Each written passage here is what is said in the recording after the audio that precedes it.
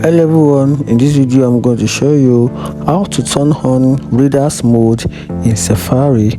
If you want to turn on the readers mode on Safari, this is how you can get it done. Just click on your settings. Once you click on your settings, then you scroll down something like this, then you scroll down and click on Safari. Or if that's not working for you, just use the search bar and type in Safari. You can see Safari, is it up down here? Then you click on Safari. Once you click on Safari, then scroll down a little bit, then you click on readers.